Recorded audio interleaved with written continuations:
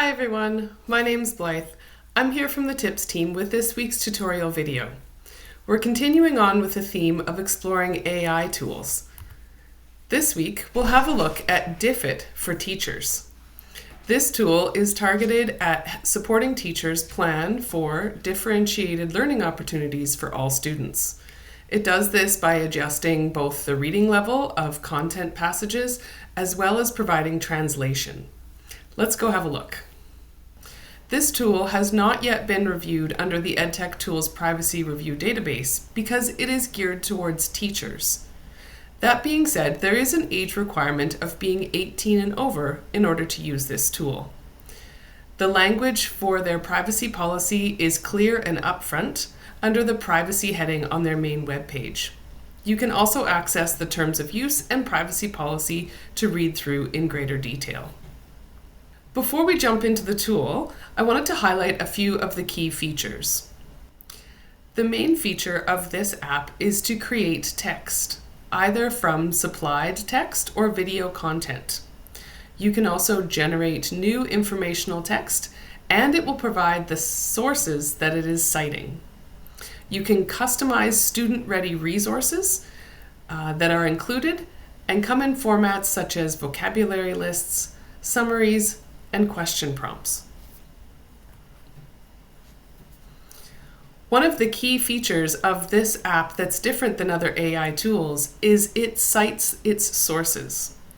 So during this video, I'd also like to point out how this key feature can be used to highlight information literacy and some steps to take to be critically reviewing the responses.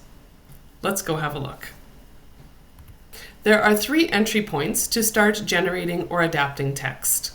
Here under literally anything, I have a prompt box similar to other large language models where I can enter a topic, a theme, or a question. If I move over to the middle option, here I can enter a URL of either an article, a PDF, or a YouTube video. And the last option on the right is where I can copy and paste an excerpt, an original document, or other sources of text. Under all 3 of these options, you'll also notice that you can select the reading level, and you can select from a number of different languages for translation. Since I've already been exploring a little bit with this tool, I can also toggle from Start New over to My Resources to see what other prompts I've already been working with. I started with the literally anything prompt generation and entered in an outcome from the Grade 8 Social Studies program of studies.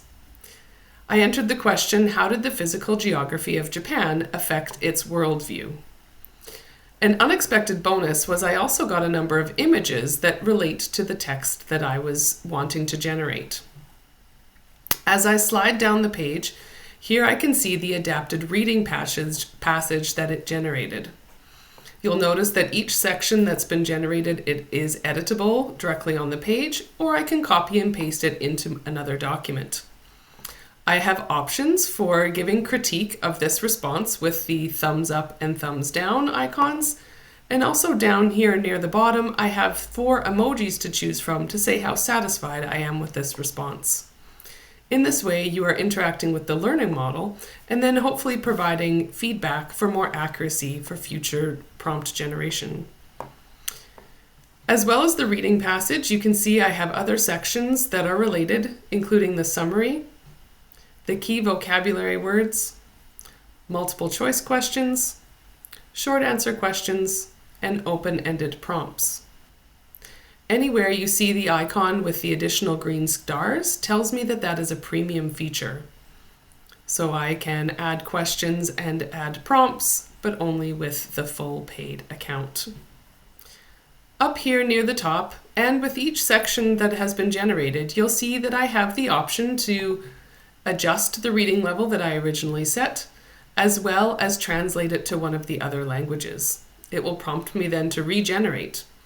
The nice thing here is I can do some comparison as I look at the different prompts, the different responses generated for each reading level. I also have the green button at the top as well as at the bottom of the page to get student activities. Under student activities, you'll see that I have all as well as favorites, which I can categorize by using the heart icon to quickly and easily find them for next time. The student activities are categorized under different types. So for this one, I thought I would select critical thinking. You'll see up at the top that I can adjust the export options, remembering that the free version only comes with PDF format. Even here in the student activities, I can still adjust the grade level, as well as the subject area of focus, and the format, either printable and digital. I was interested in this student activity for cause and effect graphic organizers, as I thought it went well with the topic. I can click into that specific activity and then click the green button in the bottom right to generate. Back at the originally produced adapted reading passage, I wanted to also highlight the Show Sources feature. When I toggle on Show Sources, you'll see then that I get the linked source for each citing. The full reference is down at the bottom, which is clickable to the original source. I can then click Edit Sources and regenerate. I clicked on each source to do some lateral reading, and then critically evaluated each source to decide if it belonged in my search or not. I've decided to eliminate the bottom three and then regenerate. I can then go back under My Resources in the top menu to compare the two different versions and see which was more accurate based on the sources of information it was citing. You can see here that I've done the same thing as well by adjusting the reading levels and then doing comparisons. From this list of archived responses, I can always use the three-dot menu to delete them or to share them back out to myself, a colleague, or my students. Another way that I used this tool to practice information literacy was I went to one of the cited sources, copied some of the text from that source, and then provided it as a URL for a new response. In this way, I was in full control of the one source that was being cited, and I could then evaluate the accuracy of that response versus the response where it was citing from multiple sources. Here I am back in my original presentation slides, where I have cited some of the response provided to me by the Diffit for Teachers tool. Here you can see that I've copied and pasted the text and provided the reference link in parentheses directly behind. If I was referencing this material, I can also follow APA guidelines for how to cite sources using AI tools. Because Diffit for Teachers includes the cited sources, I'm able to focus on information literacy with this AI tool.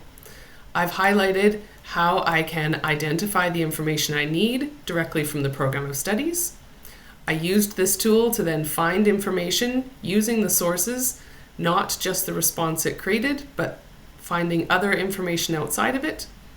I could then evaluate the credibility of those sources and reuse them accordingly to then apply them to my learning and then acknowledge that I have included them in my work. I hope this video was helpful for you as you continue to explore AI tools and how they can support your planning in your context and subject area. If you enjoyed this video, be sure to subscribe to our channel and look for our weekly videos.